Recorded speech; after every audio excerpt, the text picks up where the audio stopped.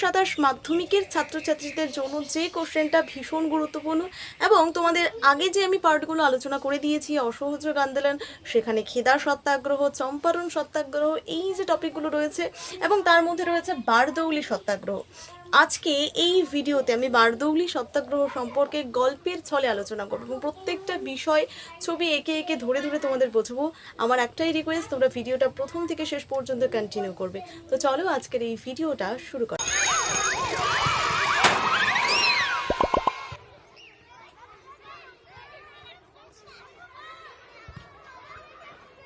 শুরুতেই বলবো যে টপিকগুলো রয়েছে চম্পারণ সত্যাগ্রহ, খেদা সত্যাগ্রহ এবং আজকে পড়ব বারদৌলি সত্যাগ্রহ। এই তিনটে সত্যাগ্রহের মধ্যে 2027 মাধ্যমিকে যে কোনো একটি তোমাদের কিন্তু কমন পড়তে চলেছে, তাই প্রত্যেকটা বিষয় প্রত্যেকটা পার্ট তোমরা দেখবে। আজকের এই ভিডিওটা যারা ফেসবুক থেকে দেখছো বা ইনস্টাগ্রাম থেকে যারা দেখছো অবশ্যই চ্যানেলটা ফলো করবে এবং আমার ইউটিউব চ্যানেলে গিয়ে বিভিন্ন ভিডিওগুলো দেখবে এবং সেখানে কোশ্চেন সলভ আমি করাচ্ছি, সেই সলভগুলো তোমরা কিন্তু করবে। তো চলো প্রথমেই, যেহেতু আজকে আমরা বারদৌলি সত্যাগ্রহ সম্পর্কে আলোচনা করবো খুব সুন্দরভাবে, তাই তোমরা খাতা পেন নিয়ে বসে যাবে এবং সব থেকে ওপরে যেটা তোমরা লিখবে খাতার ওপরে সেটা হচ্ছে বারদৌলি সত্যাগ্রহ। তাহলে খাতার ওপরে সবাই প্রত্যেকেই লিখে নেবে বারদৌলি সত্যাগ্রহ। তো আজকে যেহেতু আমরা বারদৌলি সত্যাগ্রহটা পড়বো, এই সত্যাগ্রহ মানে আমাদেরকে জানতে হবে, যারা অবশ্যই সেই খেদা সত্যাগ্রহ, চম্পারণ সত্যাগ্রহ বিষয়গুলো দেখেছো, তাদের সত্যাগ্রহ যে বিষয়টা রয়েছে সেটা কিন্তু ক্লিয়ার হয়ে গেছে, ঠিক আছে? তো আজকে যেহেতু আমরা পড়বো বারদৌলি সত্যাগ্রহ, প্রথমেই আমাদেরকে জানতে হবে সত্যাগ্রহটা কি। সত্যাগ্রহ মানে হচ্ছে যে ব্যক্তি সত্যের পথে চলেন, যে সবসময় সত্য কথা বলে, অন্যায়কে মেনে নেন না, সবসময় সত্যের পথে চলেন, সেটাকেই বলা হচ্ছে সত্যাগ্রহ। মানে যে ব্যক্তি সত্যের পরিপন্থী তাকেই বলা হচ্ছে মেনলি সত্যাগ্রহ, সেই মানুষটাকেই বলা হচ্ছে সত্যাগ্রহ, ঠিক আছে? তো এই যে সত্যাগ্রহের একজন বিশাল মানুষ ছিলেন, যিনি সবসময় সত্যকে আদর্শ করে বিভিন্ন আন্দোলনে কিন্তু নেমেছিলেন। ভারতবর্ষের ব্রিটিশরা যখন ভারতবর্ষের বিভিন্ন মানুষের ওপর অত্যাচারমূলক কাজ করছিল, সেই সময় সত্যকে কেন্দ্র করে একজন মানুষ কিন্তু সেই ব্রিটিশ সরকারের বিরুদ্ধে লড়েছিলেন, তার নাম মহাত্মা গান্ধী। এই মহাত্মা গান্ধীই ছিলেন এই সত্যাগ্রহের একজন প্রতীক, ঠিক আছে? আর এই যে সত্যাগ্রহটা আমরা পড়বো অলরেডি, এই সত্যাগ্রহে তো মহাত্মা গান্ধীর তার একটু ভূমিকা রয়েছেই। তার মধ্যে আজ এই সত্যাগ্রহটা সম্পর্কে যেহেতু আমরা জানবো প্রথমেই, তো বারদৌলি সত্যাগ্রহটা কোনো একটা এমনি ঘটনা হয়নি বা বারদৌলি কারো নাম নয়।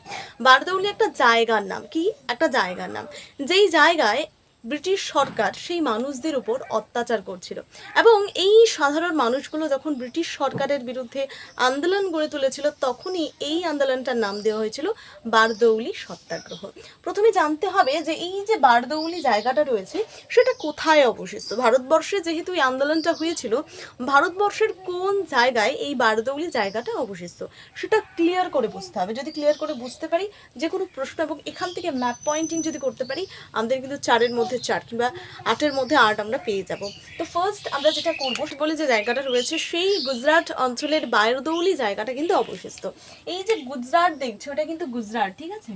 এই যে গুজরাটটা দেখছো, এই গুজরাটের বারদৌলি নামক একটা জায়গা রয়েছে। এই যে লাল যে ফুল স্টপটা দেখতে পাচ্ছ, ফুল স্টপ, সেই জায়গাটাই কিন্তু গুজরাটের সেই জায়গাটাই কিন্তু বারদৌলি অবস্থিত। তো এইটুকু জায়গায় যে বারদৌলি নামে সে জায়গাটা ছিল।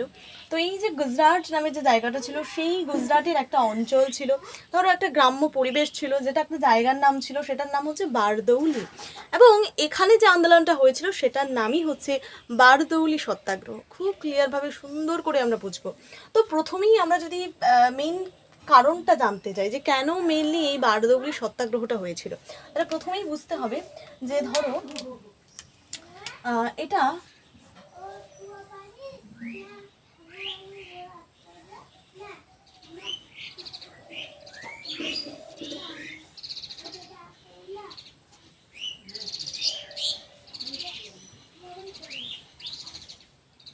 এই যে এটা ধরো ব্রিটিশ সরকার, ঠিক আছে? এটা ব্রিটিশ সরকার, এটা ব্রিটিশ সরকার। এই যে ব্রিটিশ সরকার যে ছিল, এই ব্রিটিশ সরকার কি করতো, যে বারদৌলির এই যে জায়গাটাই ছিল, এই বারদৌলি যে সমস্ত কৃষক সমাজের মানুষগুলো ছিল, এই যে ব্রিটিশ সরকার ছিল না, এই ব্রিটিশ সরকার কি করতো, বারদৌলিতে যেসব কৃষকজীবী মানুষ বসবাস করতো, তাই না, গ্রাম্য পরিবেশ, সেই গ্রাম্য পরিবেশে যারা কৃষিকাজ করে তাদের জীবনযাপনটা চলতো, ঠিক আছে, কৃষিকাজ করতো সাধারণ মানুষ, তো তারা সবসময় কৃষি যে সমস্ত ফসল উৎপাদন করতো সেগুলো বিক্রি করে তাদের জীবনযাপন করতো, সেভাবেই তারা জীবনযাপন করতো, সেভাবেই তারা চলতো, ঠিক আছে। কিন্তু এই ব্রিটিশ সরকার কী করলো, বারদৌলিতে গেল, এবং বারদৌলিতে যাওয়ার পর সেখানে যে সমস্ত কৃষক সমাজের মানুষ ছিল, কৃষকজীবী যে সমস্ত মানুষ ছিল, তাদের ওপর থেকে বেশি করে টাকা তুলতে শুরু করলো, তাদের ওপর থেকে বেশি পরিমাণে টাকা আদায় করতে শুরু করলো। ধরো এখানে কৃষক সমাজের মানুষ ছিল, ঠিক আছে, সাধারণ কৃষক সমাজের মানুষ যদি আমরা ধরি, সাধারণ এখানে কৃষক সমাজের মানুষগুলো ছিল, ঠিক আছে, সাধারণ কৃষক সমাজের মানুষ ছিল। এই যে সাধারণ কৃষক ছিল, এরা ব্লু পেন দিয়ে যে রয়েছে, এটা কৃষক সমাজের মানুষ। তো এই ব্রিটিশ সরকার কি করতো, কৃষকদের যে ফসল ছিল সেই ফসল তারা বিক্রি করে যে টাকা পেত, তার সমস্তটাই ব্রিটিশ সরকার কিন্তু কৃষকদের থেকে আদায় করতে শুরু করলো।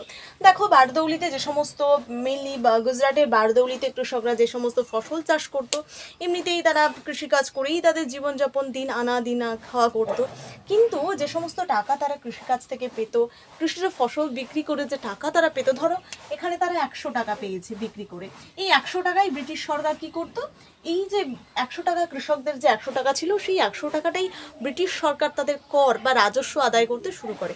ব্রিটিশ সরকার ভারতবর্ষে যেহেতু এসেছিল, তাই ভারতবর্ষের বিভিন্ন প্রান্তের মানুষের ওপর কিন্তু অত্যাচার করতে শুরু করে, আমরা এটা প্রথম থেকেই জানি। কিন্তু এই গুজরাটের এই যে বারদৌলি জায়গাটা ছিল, এই জায়গাটাও কিন্তু, সেখানেও কিন্তু সে রাজস্ব আদায় করা ছেড়ে না, ঠিক আছে, সেখানেও কিন্তু কৃষক সমাজের মানুষের ওপর থেকে কর আদায় করা শুরু করে, যে তোমাকে দিতেই হবে, তুমি যদি না দাও তোমাকে বাড়ি ছাড়া করে দেওয়া হবে, তোমাকে মেরে ফেলা হবে, তোমার উপর অত্যাচার করা হবে। এই যে কৃষক সমাজের মানুষকে যে ভয় দেখিয়ে তাদের কাছ থেকে টাকা নেওয়া কিন্তু শুরু করলো, ঠিক আছে, তাদেরকে ভয় দেখাচ্ছে যে তুমি যদি টাকা না দাও তোমাকে মেরে ফেলা হবে, তুমি যদি টাকা না দাও তোমার পরিবারকে শেষ করে দেওয়া হবে। তো এরকম কিছু ব্রিটিশ সরকার অত্যাচারমূলক কর্মকাণ্ড করতে শুরু করে, ঠিক আছে। এবং যে একদম বাস্তববাদী যে ঘটনাটা বলি, যে সমস্ত কৃষকরা টাকা দিতে রাজি ছিলেন না, তাদের কিন্তু প্রচুর পরিমাণে ব্রিটিশ সরকার অত্যাচার করতেন, ঠিক আছে। তো এই অত্যাচার না সহ্য করতে পেরে সাধারণ কৃষক সমাজের মানুষ কিন্তু ব্রিটিশ সরকারকে টাকা দিতে বাধ্য হয়। ব্রিটিশ সরকার ঠিক আছে যে এত অত্যাচার আমরা সহ্য করব না, আমরা না খেয়েই থাকবো, তবুও আমরা আমাদের 100 টাকাটা সেই ব্রিটিশ সরকারকে আমরা রাজস্ব বা কর হিসেবে তাকে দেব, ঠিক আছে, এরকম একটা পরিস্থিতি ছিল। কিন্তু পরবর্তী সময়ে যেহেতু দেখলাম যে কৃষক সমাজের মানুষ ব্রিটিশ সরকারকে টাকা দিচ্ছে, কিন্তু এই খবরটা একজন নেতা ছিলেন, একজন মানুষ ছিলেন, তিনি এই কৃষক সমাজের মানুষের পাশে এসে দাঁড়িয়েছিলেন। তিনি ভয় পাননি যে এরকম অত্যাচার করছে, তিনি কৃষকদের যে দুঃখ, যে দুর্দশা, তারা খেতে পারছে না, এই সমস্ত কিছু দূর করার জন্য একজন মানুষ কিন্তু এগিয়ে এসেছিলেন। তুমি গেছিলে, আমি গেছিলাম না, সেই মানুষটার নাম হচ্ছে বল্লভভাই প্যাটেল। আমরা তাকে দেখি সর্দার বল্লভভাই প্যাটেল, কিন্তু এখন আমরা যেটা পড়বো বল্লভভাই প্যাটেল। তাহলে বল্লভভাই প্যাটেল নামে একজন মানুষ ছিলেন, যিনি কৃষক সমাজের মানুষের পাশে এসে দাঁড়িয়েছিলেন। তিনি এই কৃষক সমাজের যে দুঃখ, দুর্দশা, ঠিক আছে, এই সমস্ত কিছু দূর করার জন্য বল্লভভাই প্যাটেল এই কৃষক সমাজের মানুষের পাশে এসে দাঁড়িয়েছিলেন। এবার যদি খুব সহজভাবে বলতে যাই যে শুধুমাত্র কি তিনি কৃষক সমাজের মানুষের ওপর পাশে এসে দাঁড়িয়েছিলেন, সেটা কিন্তু নয়। তোমার কোথাও অসুবিধা হলো বা কোনো রকম তোমার সাথে ঘটনা হলো, আমি কি তোমার সাথে পাশে গিয়ে সেখানে দাঁড়িয়ে থাকবো? কখনো নয়, তাই না? আমি কোনো রকম কিছু করব, সেখানে তোমাকে হেল্প করার সাহায্য করব, বা কোনো কিছু করার চেষ্টা করব যাতে তুমি সেফ ফিল করো বা তোমার যাতে কোনো রকম কিছু না হয়, তাই তো? তো সেরকম যখন সর্দার বল্লভভাই প্যাটেল এই গুজরাটের বারদৌলিতে আসলেন এবং দেখলেন যে এখানকার কৃষক সমাজের মানুষ খেতে পারছে না, তাকে খেতে না পেরেও তাকে আবার কি করতে হচ্ছে, ব্রিটিশ সরকারকে টাকা দিতে হচ্ছে। তো এরকম একটা পরিস্থিতির সম্মুখীন হয়ে বল্লভভাই প্যাটেল সেখানে আসলেন এবং কৃষক সমাজের সমস্ত মানুষকে, মানে যারা যারা কৃষকজীবী মানুষ ছিলেন, তাদেরকে সবাইকে একসঙ্গে ডাকার পরে তাদেরকে ঐক্যবদ্ধ করলেন, ঠিক আছে, তাদেরকে বোঝালেন যে আমাদেরকে যুদ্ধ করতে হবে, আমাদেরকে আন্দোলনে নামতে হবে, ব্রিটিশ সরকারকে প্রতিবাদে আমাকে দাঁড়াতে হবে, তবেই আমরা এই শাস্তি থেকে আমরা কিন্তু বঞ্চিত হব, তাই তো? ব্রিটিশ সরকার যাতে আর আমাদের ওপরে এরকম অত্যাচারমূলক কাজ করতে না পারে, এই জন্য আমরা আন্দোলন করব। তাই এই সর্দার বল্লভভাই প্যাটেল বারদৌলি যে সমস্ত কৃষকজীবী মানুষ ছিলেন, সেই সমস্ত কৃষকজীবী মানুষদের ঐক্যবদ্ধ করলেন এবং আন্দোলনে কিন্তু আন্দোলনে কিন্তু তিনি নিয়ে গেলেন। এবং এই আন্দোলন করার পর পরবর্তী সময়ে কিন্তু ব্রিটিশ সরকার যখন দেখলো যে শুধুমাত্র একটা দুটো কৃষকজীবী মানুষ নয়, সমস্ত কৃষক সমাজের মানুষ তার বিরুদ্ধে আন্দোলন করছে, ঠিক আছে, লড়াই করছে, তখন ব্রিটিশ সরকার বললেন যে ঠিক আছে, আমি তোমাদের কাছ থেকে কোনো রকম 100 টাকা নেব না, তোমাদের কাছে কোনো রকম আমি আর কর নেব না, ঠিক আছে। তো শেষ পর্যন্ত দেখো কি হলো, তাই তো? তো দেখো, প্রথমত ব্রিটিশ সরকার জোর জবস্ত, ঠিক আছে, জোর জবস্তি করে তাদেরকে, ঠিক আছে, জোর করে তাদের কাছ থেকে কিন্তু খাজনা বা টাকা আদায় বা কর আদায় কিন্তু করা শুরু করলো। কিন্তু এই যে একজন মানুষ ছিলেন যিনি কৃষক সমাজের মানুষের দুঃখ দুর্দশা দেখে এগিয়ে এলেন, তার নাম বল্লভভাই প্যাটেল। এবং এই বল্লভভাই প্যাটেল শুধুমাত্র যে কৃষক সমাজের মানুষের পাশে এসে দাঁড়ালেন সেটা কিন্তু নয়, তিনি কৃষক সমাজের মানুষকে ঐক্যবদ্ধ করলেন, ঠিক আছে, আন্দোলনের দিকে এগিয়ে নিয়ে গেলেন এবং এই আন্দোলন পরবর্তীকালে কিন্তু সফল হয়েছিল। ব্রিটিশ সরকার মেনেই নিয়েছিল যে তাদের কৃষক সমাজের মানুষদের ওপর থেকে কোনো রকম কর বা কোনো রকম টাকা কিন্তু নেওয়া হবে না, ঠিক আছে। ব্রিটিশ সরকার এই আন্দোলনের পর যখন দেখলো অনেক মানুষ আমার কাছে আন্দোলন করতে আসছে, তখন ব্রিটিশ সরকার সে কিন্তু টাকা নেওয়া বন্ধ করে দিল, যে ঠিক আছে, আমার আর কোনো রকম টাকা তোমাদের কাছ থেকে নেব না, ঠিক আছে, এরকম একটা তিনি টাকা নেওয়া কিন্তু বন্ধ করে দিলেন, ঠিক আছে। এই যে তারা আন্দোলন করলো, সমস্ত কৃষক সমাজের মানুষ, যেহেতু এই বারদৌলি সমস্ত কৃষক সমাজের মানুষ ব্রিটিশ সরকারের বিরুদ্ধে আন্দোলন শুরু করলেন, তাই এই যে সত্যাগ্রহটার নাম বারদৌলি সত্যাগ্রহ। ক্লিয়ার? তাহলে কেন বারদৌলি সত্যাগ্রহ? কারণ এই আন্দোলনটা হয়েছিল মেনলি গুজরাটের বারদৌলিতে। ক্লিয়ার?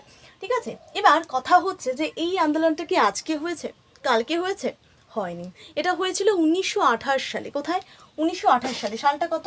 মোস্ট ইম্পর্টেন্ট, 1928 সালে। এই 1928 সালে গুজরাটের বারদৌলিতে এই বারদৌলি সত্যাগ্রহ আন্দোলনটা কিন্তু শুরু হয়েছিল। এবার কথা হচ্ছে, যখন এই সর্দার বল্লভভাই প্যাটেল এই বারদৌলি সত্যাগ্রহটাকে প্রথমেই আমরা খুব ইন্টারেস্টিং একটা কোশ্চেন করি, যে আজকে এই ভিডিওর মাধ্যমে আমরা জানবো যে সবসময় আমরা সর্দার বল্লভভাই প্যাটেল আমরা কেন বলি। এর ভিতরে একটা জিনিস লুকিয়ে আছে, সেই জিনিসটা আমরা ক্লিয়ার করে জানবো।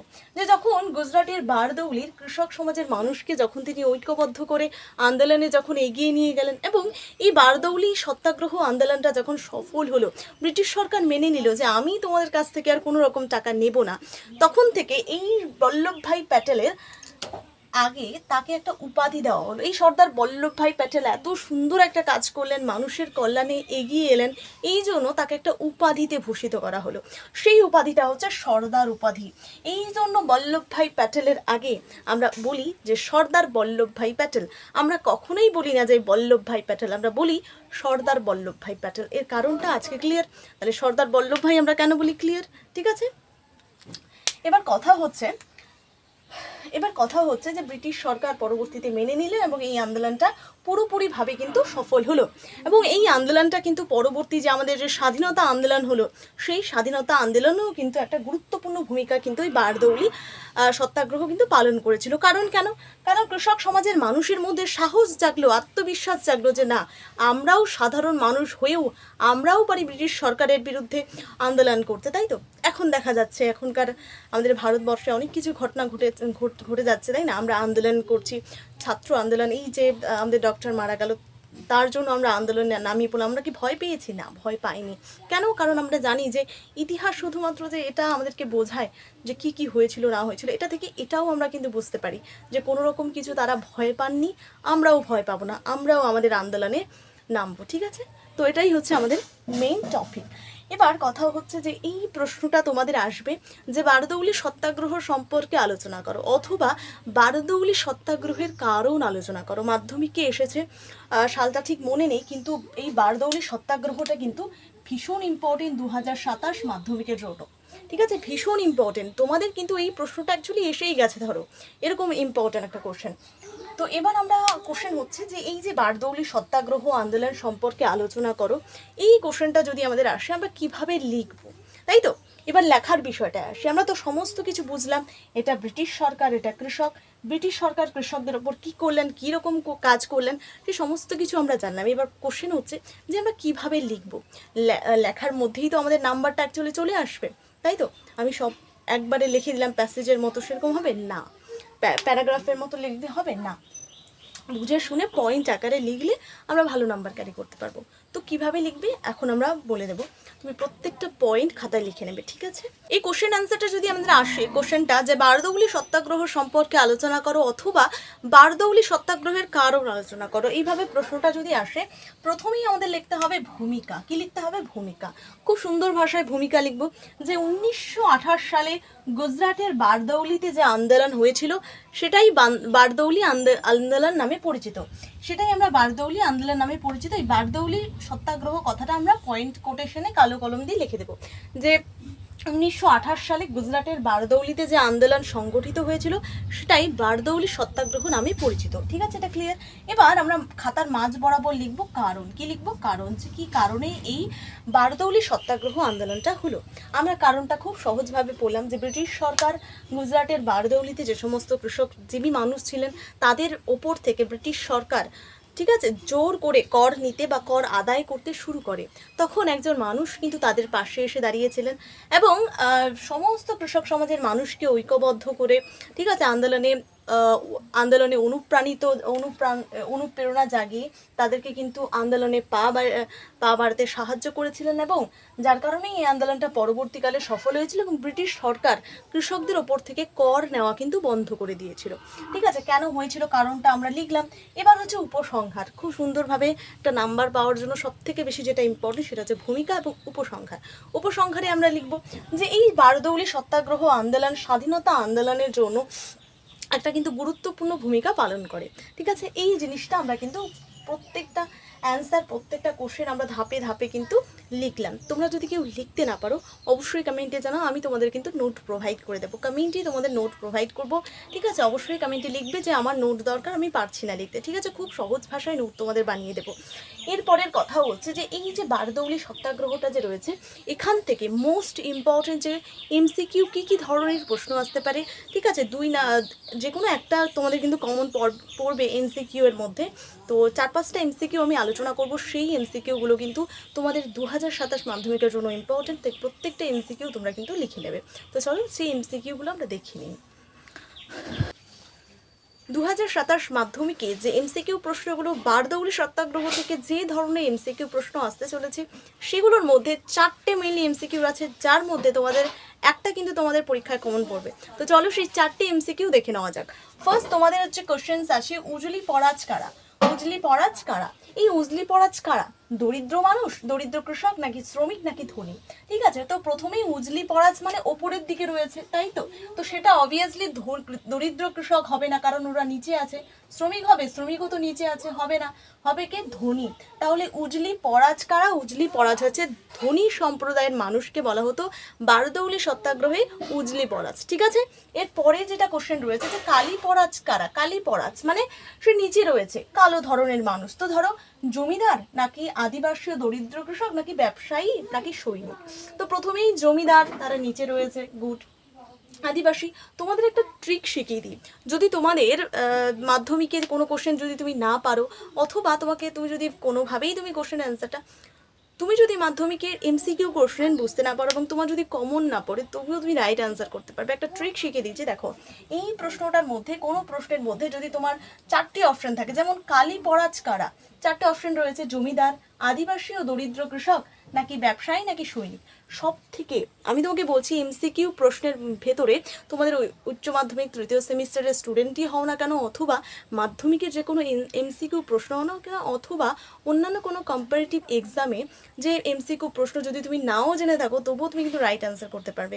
তো এই যে ট্রিকটা রয়েছে যে কোনো একটা 4টা অপশন দেওয়া থাকলো, সেই 4টা অপশনের মধ্যে যেই অপশনটা একটু বড় টাইপের থাকবে, সেই 3টা অপশন বা 4টা অপশনের মধ্যে যেই অপশনটা একটু বড় টাইপের থাকবে, ব্যবসায়ী ছোট, সৈনিক ছোট, জমিদার ছোট, কিন্তু দেখো এই যে অপশনটা রয়েছে এটা অনেকটা বড় রয়েছে, তো এটাই রাইট অ্যান্সার। তাহলে এমসিকিউ প্রশ্ন না জানলেও তোমরা কিন্তু রাইট অ্যান্সার করতে পারবে, প্রশ্ন না জানলেও কিন্তু তোমরা রাইট অ্যান্সার কিন্তু তোমরা যদি এমসিকিউ কোশ্চেন উত্তর না জানো অথবা না পারো, তবুও তুমি কিন্তু এইভাবে রাইট অ্যান্সার করতে পারবে। দেখো তাহলে সব থেকে বড় যে অপশনটা রয়েছে সেটাই হচ্ছে রাইট অ্যান্সার। তাহলে কালী পরাজ কারা? কালী পরাজ হচ্ছে আদিবাসী ও দরিদ্র কৃষক। আমরা দেখলাম উজলি পরাজ মানে উপরে, মানে ধনী মানুষ, এবং কালী পরাজ মানে নিচে, সেটা আদিবাসী এবং কৃষক সমাজের মানুষ, দরিদ্র মানুষ। ঠিক আছে, এটা ক্লিয়ার? তাহলে এই দুটো প্রশ্ন কিন্তু তোমাদের মাধ্যমিকের জন্য ভীষণ গুরুত্বপূর্ণ। এরপরে হচ্ছে হালি প্রথা কোন অঞ্চলে প্রচলিত ছিল? আমরা একটু আগে কি পড়লাম, সেখানে বারদৌলি সত্যাগ্রহ সম্পর্কে পড়লাম। তাই এই যে হালি প্রথা যে অঞ্চলে প্রচলিত ছিল সেটা কোথায়? বারদৌলি সত্যাগ্রহে। তাহলে বারদৌলি সত্যাগ্রহে হালি প্রথা কিন্তু প্রচলিত ছিল।